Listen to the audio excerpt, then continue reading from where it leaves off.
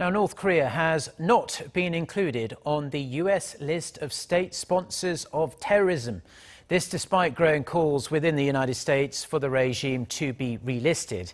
The annual report, however, noted Pyongyang is not fully cooperating with US counter-terrorism efforts and is not showing progress in countering the financing of terrorism. Connie Kim with more. North Korea off its list of state sponsors of terrorism for the 9th straight year, despite growing calls to put Pyongyang back on it. The State Department's annual country reports on terrorism said it delisted Pyongyang in 2008 as the regime had not supported international terrorism during the preceding 6-month period, and based on the North's assurances that it would not support terrorism acts in the future.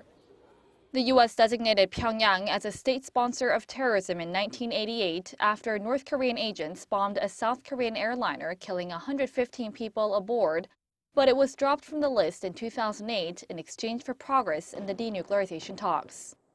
Nevertheless, this year's report said Pyongyang has been recertified as not cooperating fully with U.S. counterterrorism efforts, and noted the North's failure to show meaningful progress in strengthening its infrastructure for anti-money laundering and countering the financing of terrorism. Following the regime's apparent murder of Kim Jong-un's half-brother Kim Jong-nam and its 5th nuclear test last year, a sizable number of U.S. lawmakers had wanted North Korea back on the terrorism blacklist, but the State Department said designating the North would only have a symbolic meaning. U.S. listed Iran, Syria, and Sudan as the only 3 state sponsors of terrorism this year, with the State Department blasting Tehran as the leading sponsor of terrorism. Connie Kim, Arirang News.